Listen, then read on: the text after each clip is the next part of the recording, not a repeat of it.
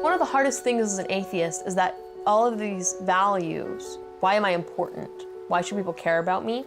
A lot of those things come from your own performance. As the daughter of two atheists, Jordan Manji felt she had a lot to prove. You have to understand, my family is very competitive. There's always been a high priority on being the best. So much of my identity was founded on I'm the smartest one in the room, right? I'm not the prettiest, I'm not the most athletic, right? I'm the smartest. At 11 years old, Jordan decided there was no God and began openly challenging her Christian classmates. I would bring the Bible to school with Post-it notes where all the contradictions were, and then I would say, tell me why this isn't a contradiction. And they couldn't really do it. But in high school, Jordan started to see a contradiction in her own beliefs. She considered herself a good person, but that raised a question she couldn't answer. Where does morality come from, if not from God? Why is something right or wrong? Why do I believe in human rights? I don't believe in a God, so where are these things coming from? I had gone and asked all of these other people, and nobody had a good answer.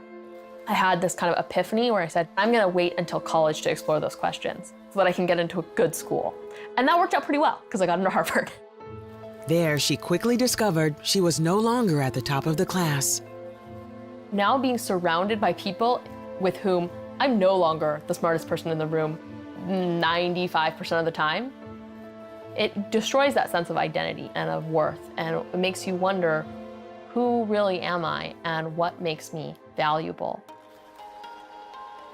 As Jordan began to question her worth, she became friends with Joseph Porter, a Christian conservative who gave her even more questions to think about. It really started pressing me on, where does your morality come from? Why do you believe in it? You're just saying it kind of emerges from nowhere. I started seeing maybe there are these cracks in my own intellectual framework. Jordan enrolled into a meta-ethics class, hoping to find answers that would strengthen her argument. Instead, she was assigned a short reading assignment, an essay by C.S. Lewis. Essentially what C.S. Lewis says is, God is goodness. God is the good, and our lives are good when we strive to imitate God. It was mind-blowing. Jordan wanted to explore this idea further, so she decided to read the Bible again. This time she would try to understand it, not critique it. And when she read Jesus' Sermon on the Mount, she was struck by what he said about what it means to be good. As an atheist, I was living life better, according to a Christian ethic, than a lot of Christians were. Like, I wasn't sleeping around, I wasn't doing drugs, I wasn't drinking, I was a good student. And so it was very easy for me to think of myself as a good person. And it was only when I went back to the words of Jesus and I saw, no, you're an angry person. You may not be sleeping around, but you experience lust. You are very arrogant. You think too highly of yourself. Seeing those things made me realize that I wasn't really a good person. Maybe there's some truth here that I haven't figured out yet. Maybe I don't know the best way to run my life. Jordan kept reading until she came to John 19. I had finally made it to the crucifixion scene. And as I was reading it, I had this moment where I just said, no, Aslan, no. For years, Jordan believed C.S. Lewis's The Lion, the Witch, and the Wardrobe was just a story. But now as she read of Jesus' crucifixion, she realized her favorite tale from Narnia was more than a work of fiction. Aslan, the great lion of Lewis's story, was Jesus. And she was just like Edmund, arrogant, but redeemed. It just immediately clicked, like, I am Edmund, Jesus is Aslan, and he is dying for my sake. Seeing it now with me in the story was just a totally radically new way of looking at it, and realizing kind of my own sinfulness in that moment and my own need for healing from that sin made all the difference in how I read it. And so I started just crying, really thinking about Aslan, but thinking about Jesus through that process. Realizing in that moment that you're Edmund is to realize I'm powerless.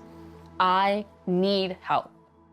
I recognized my own incurable need for forgiveness that could only come from Jesus Christ.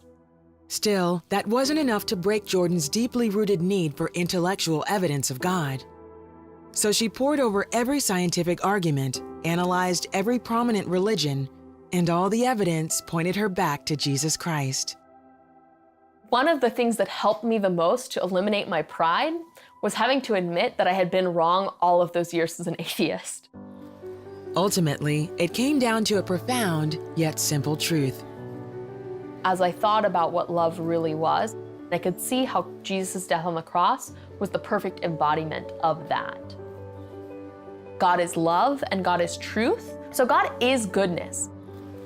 It was at that point when I realized, if I want to try this Christianity business, I can't do it half-heartedly. I have to be fully committed. On April 12, 2009, Jordan gave her life to Jesus. Since then, she has grown even stronger in her faith. She graduated from Harvard in 2012, recently married, and is currently pursuing a doctoral degree at Fuller Theological Seminary. But she says none of that determines her value. What is man that God is mindful of him? What am I that I have value? So long, my value had come from the things that I had done. So moving to a framework where instead, the reason I knew I was valuable was because Christ had died for me, that he loved me regardless of what I would ever do. It's immensely freeing.